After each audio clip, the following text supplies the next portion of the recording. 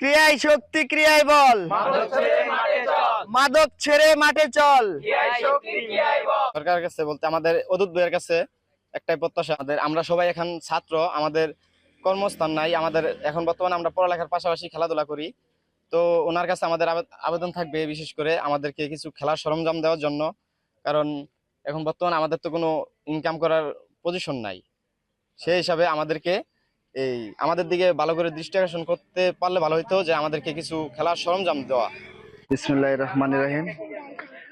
আমি আজকে বেতছড়ি 4 নং ওয়ার্ড বেলছড়িতে যুব সমাজের কিছু জার্সি দিয়েছি।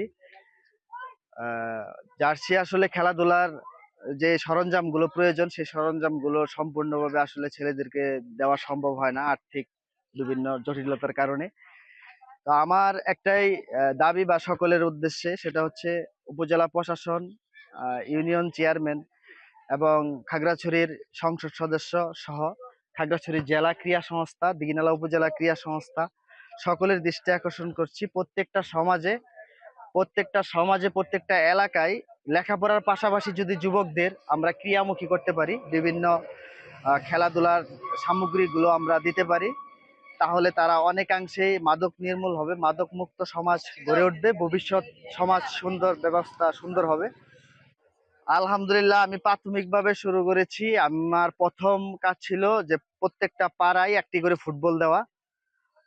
আলহামদুলিল্লাহ, আমি একটির চেয়ে অনেক পাড়ায় বেশিও দেওয়া হয়েছে, অনেক টিমকে 2টা 3টাও দেওয়া হয়েছে ফুটবল। তো প্রাথমিকভাবে আমার যে ছিল, টার্গেট ছিল যে প্রত্যেকটা পাড়ায়, প্রত্যেকটা টিম, যে পাড়ায় ছেলেরা খেলাধুলা অংশগ্রহণ করে বা ইচ্ছুক, আমি তাদেরকে আরেকটু উৎসাহ করে আমি তাদেরকে প্রাথমিকভাবে একটি করে ফুটবল দিয়েছি। পরবর্তীতে তাদেরকে আমি জার্সি যেটা দেওয়া, যেভাবে পারি আমার যতটুকু ক্যাপাসিটি আছে সেই আমার জায়গা থেকে আমি তাদেরকে জার্সি দিচ্ছি। এখন এখান থেকে হচ্ছে ফিডব্যাক যেটা আমি পাচ্ছি, প্রত্যেকটা পাড়া থেকে সবাই আসতেছে যে ভাই আমাদের জার্সি লাগবে, আমাদের ফুটবল লাগবে। এখন ফিনান্সিয়াল যে আর্থিক যে ব্যাপার, আসলে আমার পক্ষে তো সবাইকে ওইরকম ভাবে দেওয়া সম্ভব হচ্ছে না, তারপরেও আমি আমার জায়গা থেকে যতটুকু সম্ভব হচ্ছে আমি দিচ্ছি।